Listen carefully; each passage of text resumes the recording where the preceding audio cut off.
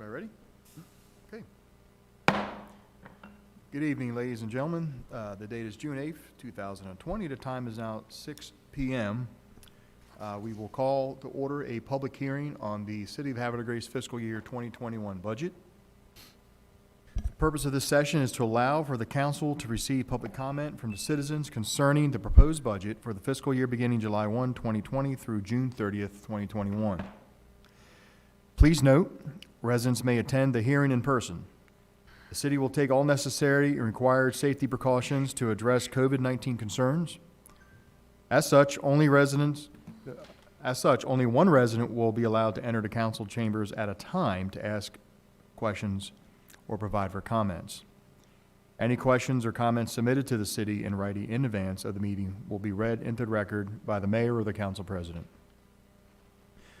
Citizens wishing to view the meeting should visit the City of Havre de Grace website at havredegracemd.gov and click on the live stream video icon.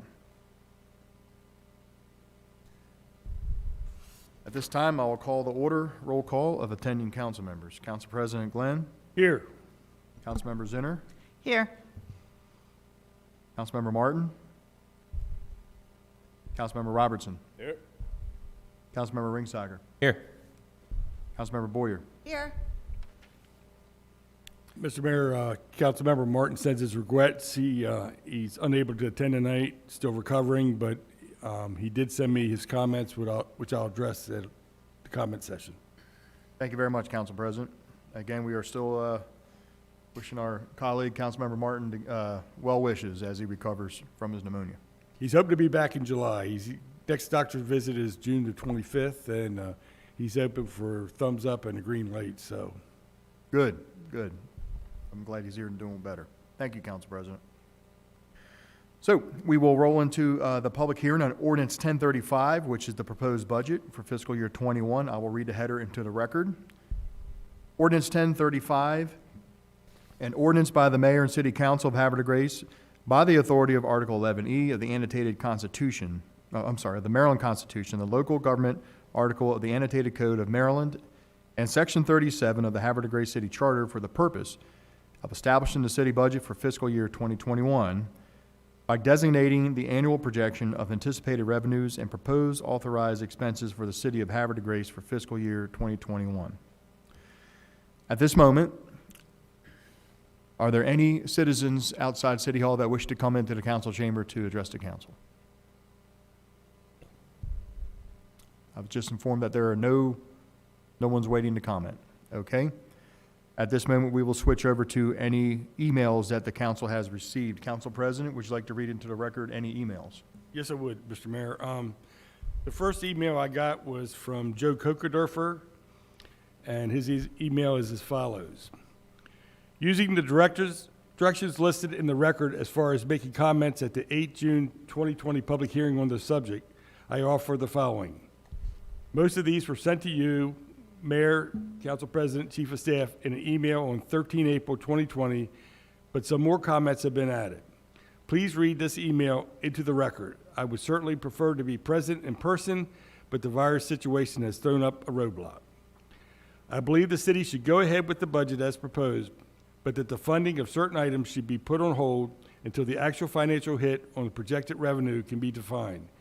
In my opinion, it would seem prudent to delay some discretionary funding released until the numbers are firmed up. The following are some of the discretionary items that would fall in this category.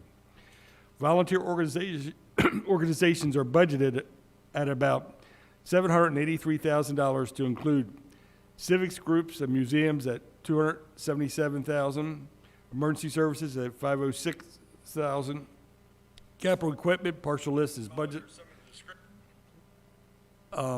at about $270,000 to include the trolley at $70,000, citywide enhancement at $100,000, auditorium study at $100,000, Opera House Square at $20,000, Burns Property Rehab at $25,000, sidewalks of Juniata Street at $150,000. Considering those listed above, I would think that the emergency services need to be funded, but perhaps they could be staged throughout the year rather than a one fell swoop. I also understand the desire for the sidewalk project, assuming that the new schools are going to come online as projected. However, I see some other types of issues there. Funding the civic groups and museums as a candidate, in my opinion, for either only partial funding in the first half of FY21 or no funding until January 2021. The auditorium study may also be a candidate for delay funding unless the county is put in some kind of deadline as the city moving forward. Trolley, citywide enhancements, Opera House Square, and Burns property seem they could be put on hold or pushed back or considered in the FY22 budget. The projected income tax revenue for the city is about $2 million. However, some projections see that falling at least $500,000 short. The rest of the budget line items mentioned above, including operational, can be combed through, but I doubt there are any big-ticket items that can be significantly reduced or eliminated. As you know, the state will be revising property tax revenue in January 2021, so there may be some additions to revenues. I understand that there has been some discussion of tapping the emergency fund to make up shortfalls in this budget as the year progresses. However, being involved when the funding was created, it is my opinion that its purpose is not to try to fill any shortfalls as expected revenue, but to use for real emergencies. I don't think that potential shortfalls qualify as an emergency. Instead, it is an opportunity for living within one's means. There may be some undesignated fund balance beyond the emergency fund which could be applied to fill any shortfalls, but it's likely that the revenues for FY22 will not be robust either.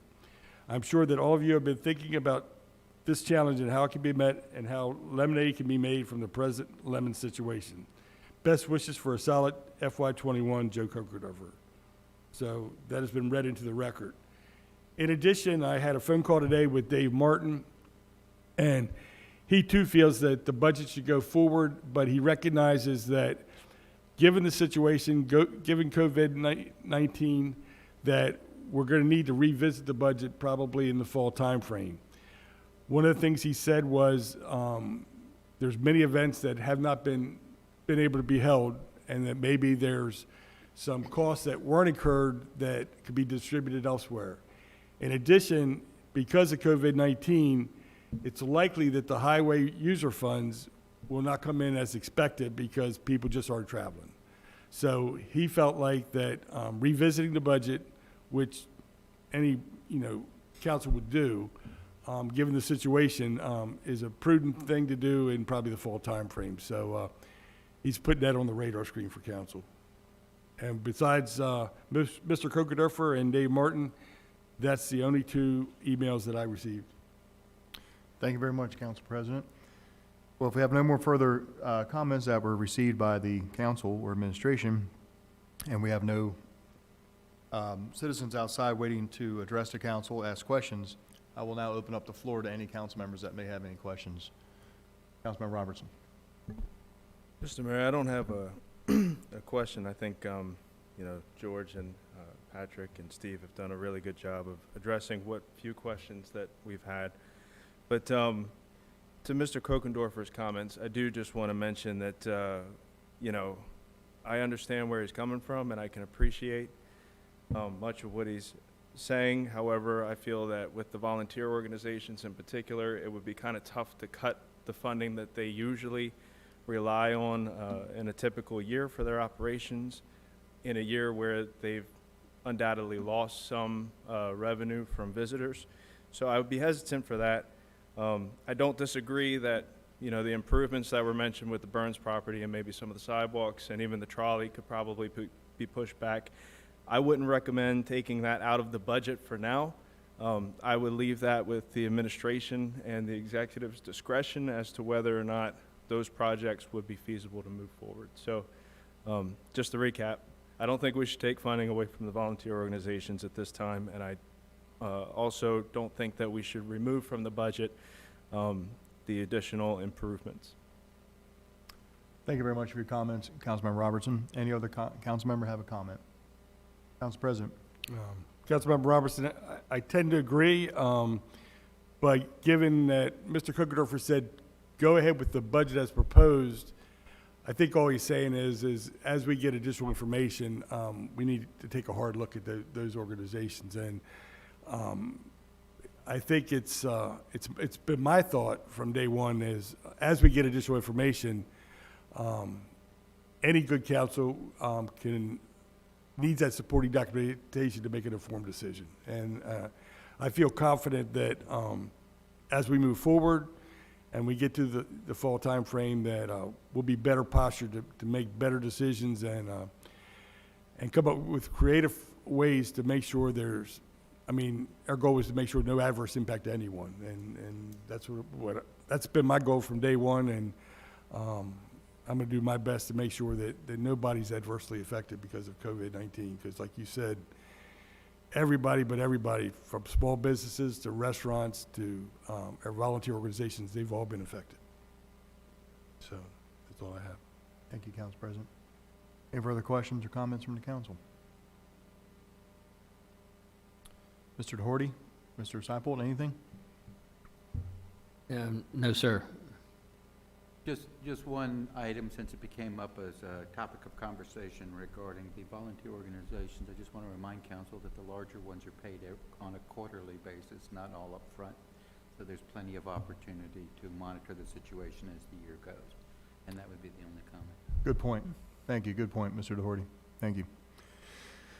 Well, without any further questions or comments from the council, I will now ask council for a motion for adjournment. So moved. Second. Motion by the council president, seconded by Councilmember Ringsacher. All those in favor say aye. Aye. All opposed say nay.